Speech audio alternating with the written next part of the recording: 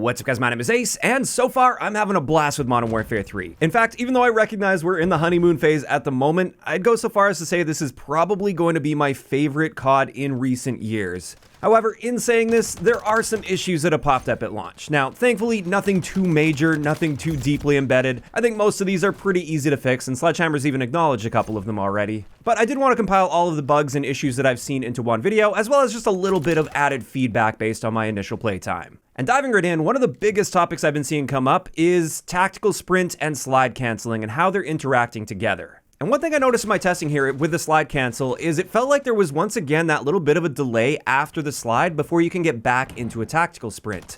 This is something that we experienced in the first weekend of the beta, then they noticeably cut this down to Modern Warfare 2019 levels for the second weekend of the beta, and for the most part it seemed the reception to that was quite positive. So let's have a look at that second weekend where they buffed the slide cancel versus right now at launch. And as we can see, there is once again a delay going from a slide cancel back into a tactical sprint. And if we compare this to the first weekend of the beta, it looks like it's exactly the same. So they apparently did revert this change that they made throughout the beta. And I'm not sure if this is intentional. Perhaps they gathered data on that and it was just a little too overboard in their eyes and then they wanted to dial it back. Or maybe this was unintentional. In either case, I did want to point out that we are back to the weekend one slide cancel delay values. We're talking post slide cancel delay. And then on top of this, the main thing that people have been noticing is it seems like your tactical sprint isn't regenerating properly, especially if you're sliding around a bunch.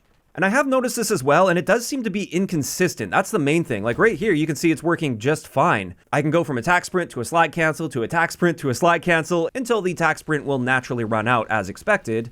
However, I definitely have noticed many instances where my attack sprint should be fully charged up, and yet I just can't seem to activate it at all, and it's just really inconsistent. Now again, I don't know if there's something intentional going on here, like they just want to limit the amount that you're slide canceling as a means of navigating the map and getting from one side of the map to the other by basically having that constantly recharged attack sprint. But as you're in regular sprint, it should still be recharging your attack sprint, and that doesn't appear to be working consistently at least. Now with this one, again, perhaps this is something they've done intentionally and we just have to sort of figure out how it's working and adapt to it, or perhaps there is some kind of a bug going on here that's leading to inconsistencies with this, but it is something I wanted to point out because it is a fairly hot topic in the community at the moment.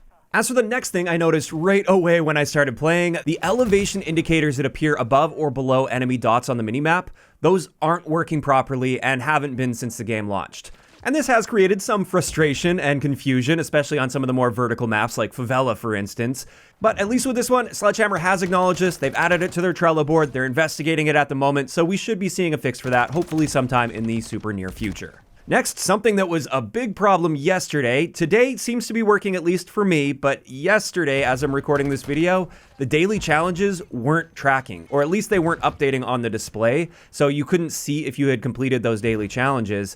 And it seems this was happening for basically everybody in the community, if not everybody in the community. Now, like I said, today my daily challenges were tracking and working just fine, so perhaps they've already fixed this issue, or maybe this is something that's going to come back, and if that's the case, I hope they can get on top of this because daily challenges are more important than ever before because they're actually used to unlock our gear, unlike previous years where it was basically just XP that you're getting, so it wouldn't have been that big of a deal. Next, I just want to cover a few other things they've acknowledged on the Trello board, just so you guys are aware in case you haven't seen this. They have temporarily removed Karachi from Cutthroat due to spawn issues where teams were spawning together, and that's not supposed to happen, obviously.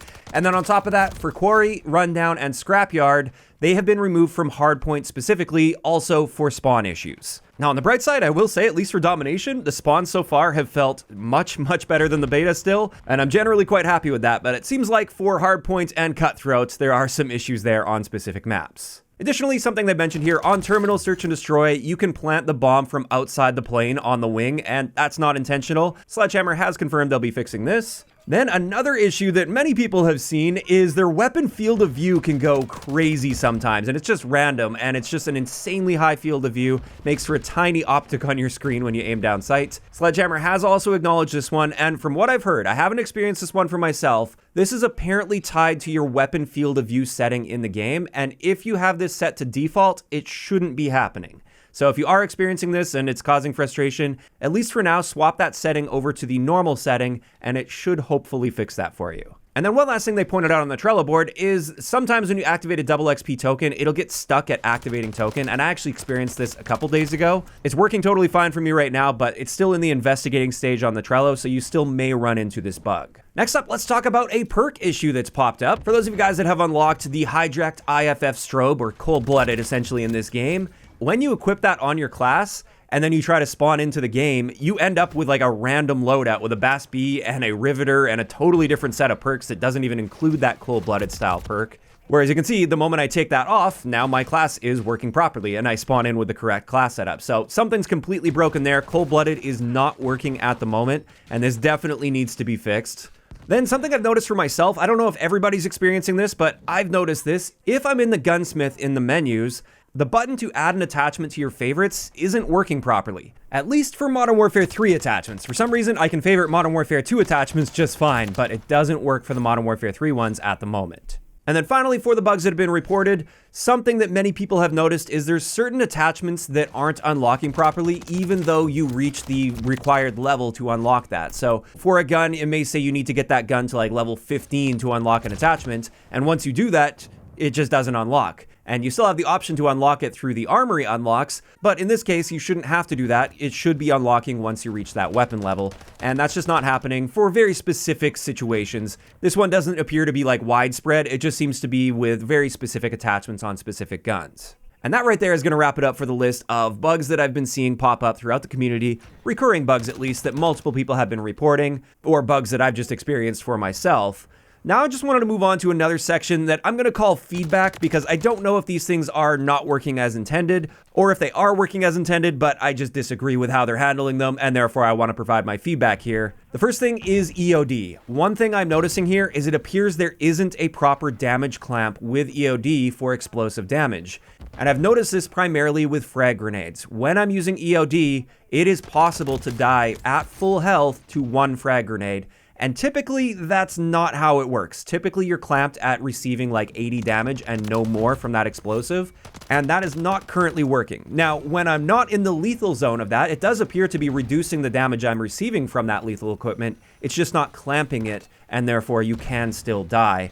And I don't think that should be the case. EOD should always protect you when you're at full health from one single explosion from a lethal piece of equipment. I think the breacher drones are working in a similar way. You can die to a breacher drone, even if it doesn't direct impact you, if you're just near where it explodes and you're using EOD. And that kind of defeats the purpose of using EOD.